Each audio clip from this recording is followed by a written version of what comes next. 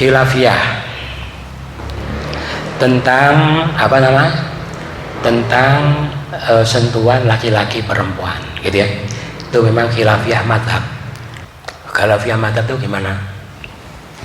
Ya benar semua, tergantung mana yang diyakini. Paham ya?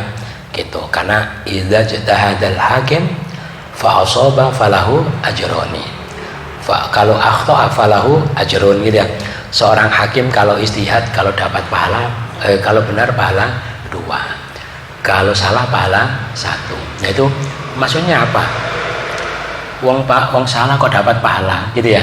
Kan orang kalau istihadnya salah diikuti orang terus bagaimana? Kan menyesatkan orang. Lah kok dapat pahala, gitu ya. Karena yang istihad itu al-hakim, seorang yang sudah mencapai derajat mujtahid, bukan jahil, bukan orang seperti kita, gitu ya. Kalau saya istihad sendiri bagaimana? Kalau benar kebetulan, kalau salah ya dosa, gitu. Karena belum memenuhi derajat seorang mujtahid. Lah beliau itu 4 mazhab itu semua sudah mencapai derajat mujtahid. Artinya semua perangkat orang masa itu, semua perangkat masanya sudah dimiliki. Pendapat pertama, sentuhan laki-laki perempuan itu tidak membatalkan wudu, gitu ya. Dalilnya kata lamastum yang tadi itu loh ya, aula mastumunisa tadi itu dimaknai majazi, yaitu hubungan suami istri, bukan sentuhan laki-laki perempuan. Paham ya? Gitu. Itu makna majazi. Aula mastumunisa artinya kalian berhubungan badan dengan istri, bukan sentuhan. Makanya berarti sentuhan tidak membatalkan wudu. Karena banyak penggunaan kata sentuh dalam Al-Quran, gitu ya. Tapi yang dimaksud itu bukan sentuh, tapi hubungan suami istri. Paham ya? Ini contohnya. Jika kalian mentolak mereka sebelum kalian menyentuh mereka, gitu ya.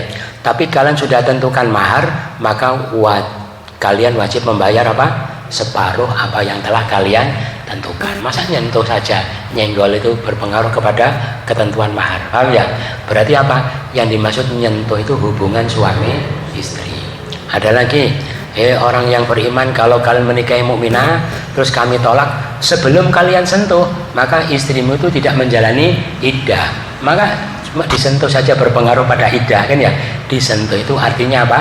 Berhubungan suami istri. Makanya kata lamastum tadi itu maksudnya hubungan suami istri, dan itu sudah menjadi kebiasaan digunakan orang Arab kalau sentuhan suami istri itu artinya berhubungan badan.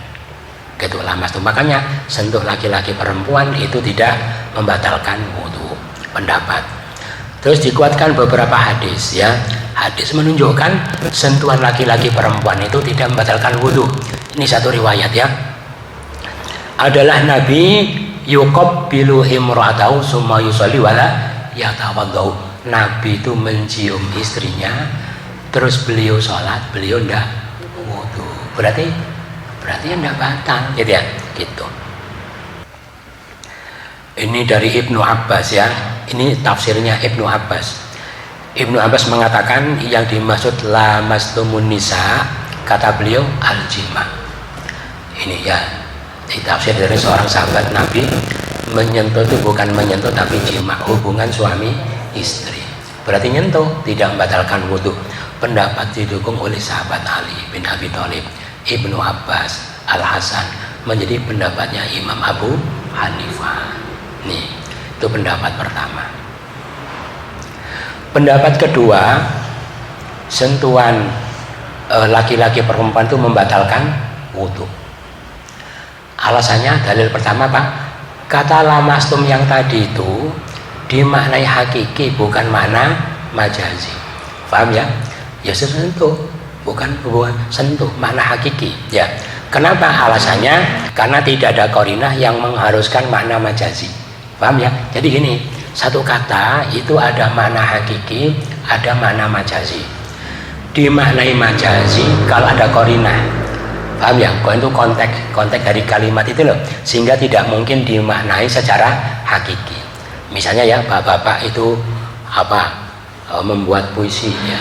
puisi yang romantis barangkali ya, gitu. Saya tadi malam melihat bulan purnama duduk di depan rumahku, ya, duduk di teras rumahku.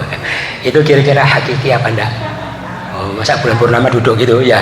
Bulan purnama duduk di teras, berarti kata-kata duduk di teras rumahku itu namanya korinah, sehingga tidak mungkin dimaknai hakiki. Dari makna majazi, mungkin perempuan yang cantik atau apa, paham ya? Paham ya gitu. Jadi kenapa tadi itu dimaknai hakiki? Karena tidak ada korinah yang mengharuskan untuk dimaknai majazi. Kalau dihubungkan dengan apa namanya iddah, dihubungkan dengan kewajiban bayar mahar, itu korinahnya. Makanya kata lamastum di sana itu ada korinah, memang dimaknai majazi. Tapi yang di sini kan tidak ada korinah, maka yang di sini dimaknai hakiki. Makanya sentuh ya sentuh, paham ya? Gitu. Itu terus seperti ada ayat sentuh itu di Al-Quran ya sentuh. Kalau kami turunkan kepadamu kitab kertas, falamasuhu, lalu mereka menyentuhnya, itu sungguh-sungguh menyentuh. Ada lagi dikuatkan hadis apa tentang Maiz yang mengaku zina gitu ya, maka dia disuruh mencabut pengakuannya. Beliau katakan la'allaka qabbalta, la'allaka lamasta, loh ya, boleh jadi kamu cuma mencium, boleh jadi kamu cuma menyentuh, loh, berarti sentuh itu ya sentuh, bukan hubungan suami istri, bukan dimaknai zina gitu ya. Yaitu wal yadu zina al-lamsu, tangan tuh zinanya apa? Menyentuh gitu. Nah, terus dikuatkan hadis ya dari Ibnu Umar, dari ayahnya, berarti dari Umar bin Khattab, beliau mengatakan qublatur rajuli imratahu wajisu biyadi minal mulamasah, ya, laki-laki suami menyentuh istri, menyentuh dengan tangan termasuk mulamasah. Siapa mencium istrinya atau menyentuh dengan tangan maka fa'alaihil wudu, dia harus wudu. Oh, itu dasarnya. Ada lagi Ibnu Mas'ud ya, yatawadda'ur rajulu minal mubasyarah, ya, orang itu harus wudu karena sentuhan kulit, yaitu minal lamsi biyadi, menyentuh dengan tangannya, wa minal qublah, termasuk mencium ya, gitu. Beliau mengatakan ini jadikan hujjah, al qublah itu sama ya, ini jadi menyentuh mencium. Pendapat ini didukung sahabat Ibnu Mas'ud, Ibnu Umar, Asy-Syafi'i, dan menjadi penjabatnya mazhab Syafi'i. Akhirnya dua pendapat. Lalu bagaimana menggabungkan dua pendapat? Apakah yang berpendapat ini tidak tahu hadis yang tadi? Tidak mungkin ya. Apakah yang tadi tidak tahu hadis ini? Juga tidak mungkin. Karena seorang alim itu kemampuan hadisnya sudah mumpuni, sudah dikuasai semua. Nanti begini, bagi yang mengatakan batal gitu ya, menyentuh laki-laki batal, hadis yang mengatakan tidak batal itu ditakwili atau ayatnya ditakwili gitu. Dan bagi yang mengatakan tidak batal, hadis atau ayat tadi ditakwili, paham ya? Nah, tergantung. Contoh, yang mengatakan tidak batal karena dasarnya mencium tadi ya, maka ayat dari siapa? Ibnu Mas'ud mengatakan tadi fa'alaihil wudu, fa'alaihi itu artinya bukan harus wudu tapi disunahkan wudu gitu ya, gitu. Tapi bagi yang mengatakan batal gitu ya, bagi yang mengatakan batal qublatur rasul ya, menciumnya Rasul pada istri, mengatakan begini, lah kan waktu itu tidak dijelaskan Rasulullah mencium di balik cadar apa enggak gitu ya, boleh jadi di balik cadar, mengingat istri Rasulullah itu tidak pernah dilihat oleh orang lain kecuali dalam keadaan bercadar. Akhirnya itu, paham ya? Jadi yang mencium termasuk Rasulullah ketika sholat malam kakinya diselonjorkan gitu ya, itu kan tidak dijelaskan dalam riwayat itu istri itu pakai kaos kaki apa enggak.